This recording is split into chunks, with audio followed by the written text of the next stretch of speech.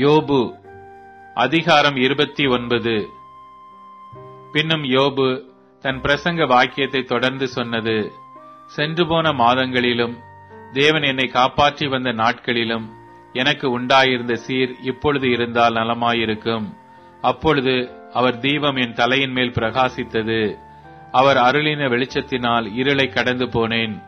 தேவனுடைய இரகசிய செயல் என் கூடாரத்தின் மேல் இருந்தது. அப்பொழுது சர்வ வல்லவர் என்னோடு இருந்தார். என் பிள்ளைகள் என்னை சூழ்ந்திருந்தார்கள். என் பாதங்களை நான் நெய்யினால் கழுவினேன். கண்மலைகளில் இருந்து எனக்காக எண்ணெய் நதி போல ஓடி வந்தது. அந்த செல்வ நாட்களின் சீர் இப்போது இருந்தால் நலமாயிருக்கும். நான் பட்டண வீதியால் வாசலுக்குள் புறப்பட்டு போய் வீதியில் என் ஆசனத்தை போடும்போது வாலிபர் என்னை கண்டு ஒளித்துக் கொள்வார்கள். முதியோர் எழுந்திருந்து நிற்பார்கள். பிரபுக்கள் பேசுகிறதை நிறுத்தி கையினால் தங்கள் வாயை பொத்திக் கொள்வார்கள். பெரியோரின் சத்தம் அடங்கி அவர்கள் நாக்கு அவர்கள் மேல் வாயோடு ஒட்டிக்கொள்ளும். என்னை கேட்ட காது என்னை பாக்கியவான் என்றது. என்னை கண்ட கண் எனக்கு சாட்சியிட்டது. முறையிடுகிற ஏழையையும் திக்கற்ற பிள்ளையையும் உதவியற்றவனையும் ரட்சித்தேன். கெட்டுப்போக இருந்தவனுடைய ஆசீர்வாதம் என் மேல் வந்தது. விதவையின் இருதயத்தை கெம்பீரிக்க பண்ணினேன். நீதியை தரித்துக் கொண்டேன். அது என் உடுப்பாயிருந்தது. என் நியாயம் எனக்கு சால்வையும் பாகையுமாயிருந்தது. நான் குருடனுக்கு கண்ணும் சப்பானிக்கு காலுமாயிருந்தேன்.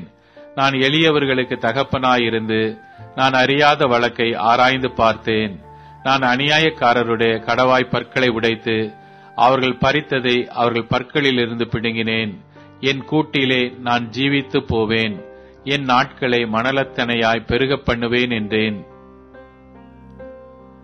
என் வேர் தண்ணீர்களின் ஓரமாய் படர்ந்தது. என் கிளையின் மேல் பனி ரா முழுதும் தங்கியிருந்தது. என் மகிமை என்னில் செழித்தோங்கி என் கையிலுள்ள என் வில் புது பலன் கொண்டது. எனக்கு செவி கொடுத்து காத்திருந்தார்கள். என் ஆலோசனையை கேட்டு மௌனமாயிருந்தார்கள். என் பேச்சுக்கு பேசாமல் இருந்தார்கள். என் வசனம் அவர்கள் மேல் துளி துளியாய் விழுந்தது. மழைக்கு காத்திருக்கிறது போல் எனக்கு காத்திருந்து பின்மாரிக்கு ஆசையுள்ளவர்கள் போல் தங்கள் வாயை ஆவென்று திறந்திருந்தார்கள். நான் அவர்களை பார்த்து நகைக்கும் போது அவர்கள் துணிகரம் கொள்ளவில்லை. என் முகக்கலையை மாறச் செய்யவும் இல்லை. அவர்கள் வழியே போக எனக்கு சித்தமாகும் போது நான் தலைவனாய் உட்கார்ந்து இராணுவத்துக்குள் ராஜாவைப் போலும் துக்கித்தவர்களை தேற்றரவு பண்ணுகிறவனைப் போலும் இருந்தேன்.